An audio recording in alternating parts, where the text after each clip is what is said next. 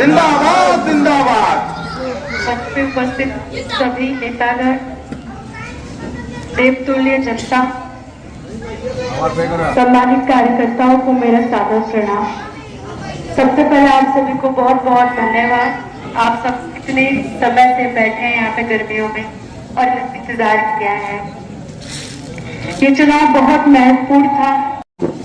भाजपा वालों ने कहा था कि संविधान बदल देंगे, 400 पार होगा।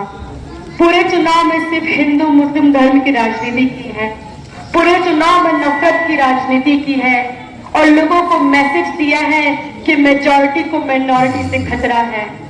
मैं ये कहूंगी कि जब तक संविधान है तो कभी किसी को किसी से खतरा नहीं है।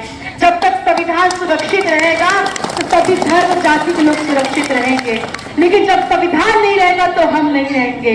इसीलिए पूरे चुनाव मैंने यही कहा था कि किसी को किसी से खतरा नहीं, किसी को खतरा है तो बीजेपी वालों से खतरा है।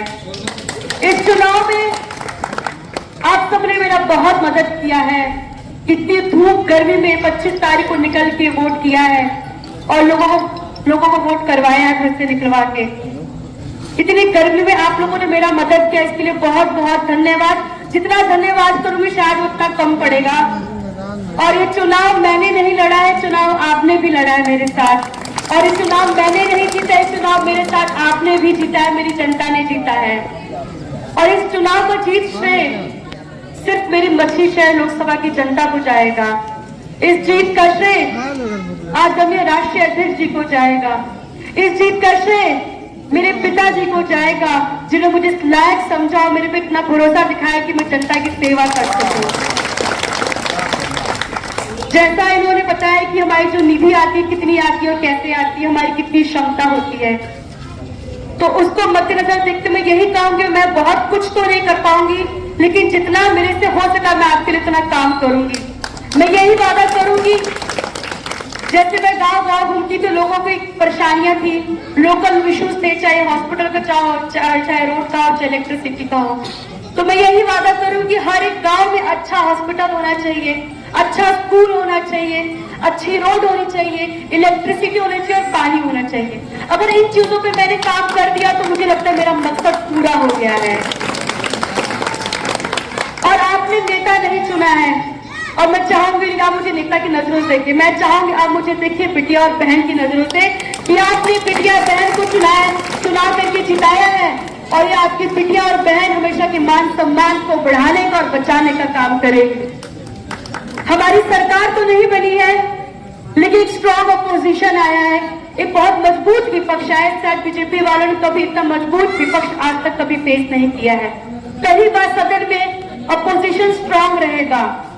मुद्दे अभी भी वही है जो मुद्दे पहले थे, जैसे किसानों का मुद्दा हो, एमएसपी कानून का मुद्दा हो, गरीब अमीर के बीच में इतना डिफरेंस जो क्रिएट हो वो मुद्दा हो, चाहे नौकरी का मुद्दा हो, चाहे पेपर लीक का मुद्दा हो। इन्हीं मुद्दों को जितने भी विपक्ष के लोग हैं उनको मजबूती से रखेंगे सदन में। और इस पूरे चुनाव में बीजेपी वालों ने बहुत कोशिश किया कि कैसे हिंदू मुस्लिम करके वोट ले लिया जाए, लेकिन जनता बहुत समझदार है। जनता समझ गई थी कि इनका एक ही काम है, वोट के 4-5 दिन पहले आप बोल दो मेजॉरिटी को माइनॉरिटी से खतरा है, हिंदू मुस्लिम को खतरा है, कैसे नफरत फैला के वोट ले लिया जाए। जिस सब्जेक्ट की तैयारी की थी सब्जेक्ट था उनका राम मंदिर, और उसी सब्जेक्ट में ये लोग फेल हो गए। फेल इसलिए हो गए कि जनता को समझ में आ गया कि धर्म के नाम पे वोट देंगे तो रोटी कपड़ा मकान नहीं मिलेगा, लेकिन नौकरी के नाम पे वोट देंगे, विकास के नाम पे वोट देंगे तो रोटी कपड़ा मकान मिलेगा। सर मुझे कहते हैं कि आप इतनी उम्र में चुनाव लड़ रही हैं, क्यों लड़ रही है, क्या वजह है? मैं आप सबसे यही कहूंगी कि पिताजी ने कभी मुझे प्रेशराइज नहीं किया कि आप चुनाव लड़िए, आप एक पॉलिटिक्स में एंट्री की। उन्होंने हमेशा कहा कि आप पढ़िए लिखिए अच्छे से, क्योंकि जो व्यक्ति के पास ज्ञान अच्छा होता है वो अच्छा पब्लिक डीलिंग करता है और अच्छा मनुष्य होता है, क्योंकि ज्ञान से ही हमारी मजबूती पता चलती है।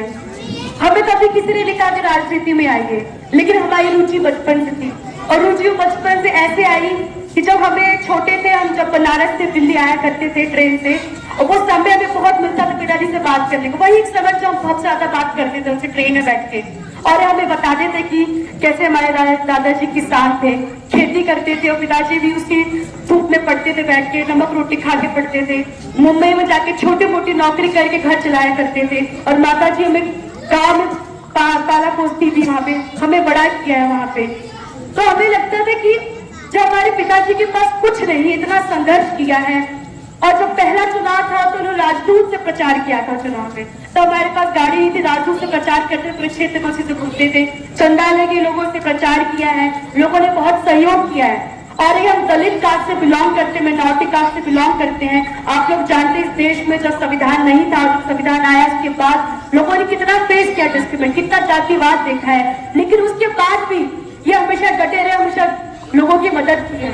जब हमें पता चला कि इतना संघर्ष करके पिताजी यहाँ पहुंचे जहाँ आज मैं इतने सुख सुविधा से रह रही हूँ, तो हमारे पास तो बहुत कुछ है, हमारे पास बहुत कुछ भगवान ने दिया, पिताजी ने बहुत कुछ दिया है, तो हम पूरी समाज सेवा की सेवा कर सकते हैं। तो हमने बचपन में सोच लिया था कि हमें अगर मौका मिलेगा, अगर हमें जनता चुनेगी तो हम जरूर समाज सेवा करेंगे, और इस बिटिया और बहन का जो सपना है वो मेरी जनता ने पूरा किया है। इसके लिए बहुत बहुत धन्यवाद। जितना धन्यवाद करूंगी शायद उतना ही कम पड़ेगा। 10 साल पहले जब 2014 में पिताजी चुनाव हार गए थे, आपको पता है 10 साल लगातार पिताजी आपके सुख दुख में हमेशा खड़े रहे। कभी आपको नहीं लगा होगी ये एक्स MP बन गए हैं।